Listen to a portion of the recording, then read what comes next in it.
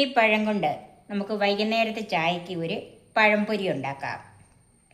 സാധാരണ പഴംപൊരി ഉണ്ടാക്കാൻ എല്ലാവർക്കും അറിയാം. പക്ഷെ അങ്ങനെ ഉണ്ടാക്കിയാൽ അതിനൊരു ത്രില്ലില്ലല്ലോ. അതിന് ഞാനൊരു വെറൈറ്റി ആയിട്ടാണ് ഈ പഴംപൊരി ഉണ്ടാക്കുന്നത്. ഹായ്, എല്ലാവരും എൻ്റെ ചാനലിലേക്ക് സ്വാഗതം ചെയ്യുന്നു. പഴംപൊരി ഉണ്ടാക്കാൻ എല്ലാവരും റെഡിയല്ലേ? നമുക്ക് തുടങ്ങാം. ഇതിനു വേണ്ടി പഴം മുറിക്കുന്നത് തന്നെ ഒരു വെറൈറ്റി ആയിട്ടാണ്. കണ്ടോ, ഇതുപോലെ മുറിച്ച് കഴിഞ്ഞിട്ട് തൊലി കളഞ്ഞാൽ മതി.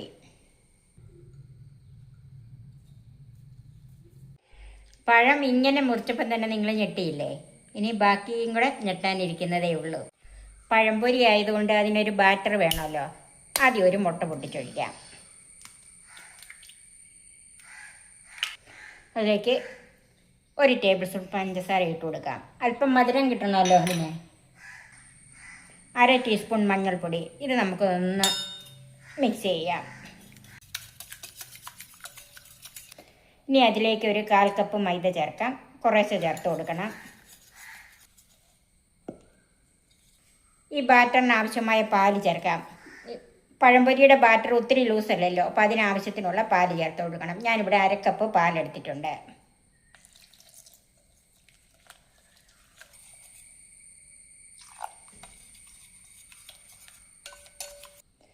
ഒരു 2 നുള്ളു ഉപ്പ് ചേർക്കാം.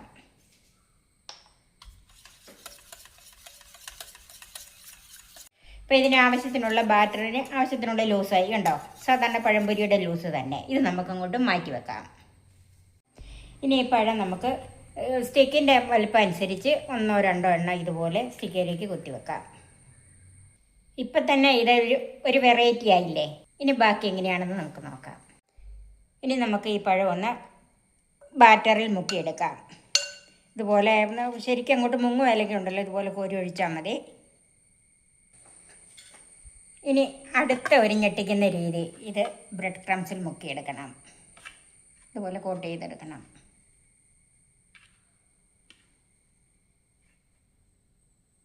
ഇനി ഇതിന് ഡബിൾ കോട്ടിങ് വേണമെങ്കിൽ ഒന്നുകൂടി ബാറ്ററിൽ തന്നെ മുക്കിയിട്ട് വീണ്ടും ബ്രെഡ് ക്രംസിൽ മുക്കിയെടുക്കാം.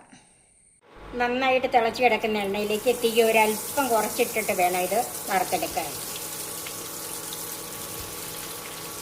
ഇത് തീ കുറച്ചിട്ട് തന്നെ വറുത്തെടുക്കണം, അല്ലെങ്കിൽ ഇത്രയും കട്ടിയുള്ളതുകൊണ്ട് പുറകു ഭാഗം അങ്ങോട്ട് കരിഞ്ഞു പോകും.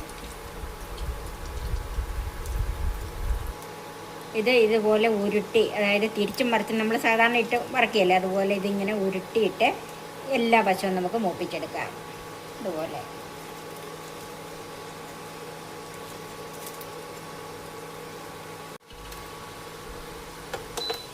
ഈ പഴംപൊരി നന്നായിട്ട് മൂത്തിട്ടുണ്ട്. നമുക്ക് കോരിയെടുക്കാം.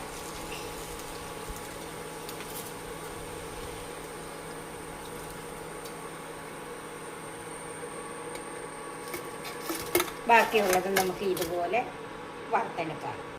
ഇപ്പോൾ ഈ വെറൈറ്റി പഴംപൊരിയുടെ ഉണ്ടാക്കുന്ന രീതി കണ്ടില്ലേ? ഇത് കാണുന്നതിൽ മാത്രമല്ല, രുചിയിലും ഒരു വെറൈറ്റി തന്നെയാണ്. തീർച്ചയായും നിങ്ങൾ ഇതുപോലെ ഒന്ന് ഉണ്ടാക്കി നോക്കണം. നിങ്ങൾക്ക് എല്ലാവർക്കും ഇഷ്ടപ്പെടും. പിള്ളേർക്കൊക്കെ ഇങ്ങനെ സ്റ്റിക്കെ പിടിച്ച് കഴിക്കാനായിട്ട് ഇഷ്ടപ്പെടുന്ന ഒന്നാണല്ലോ. എൻ്റെ ഈ ചാനൽ സബ്സ്ക്രൈബ് ചെയ്യാനും എൻ്റെ ഫേസ്ബുക്ക് പേജ് ലൈക്ക് ചെയ്യാനും ഷെയർ ചെയ്യാനും കമൻറ്റ്സ് അറിയിക്കാനും മറക്കരുത്. പുതിയ പുതിയ വിഭവങ്ങളുമായി നമുക്ക് വീണ്ടും കാണാം. ഞാൻ സോഫി കുര്യാക്കോസ്.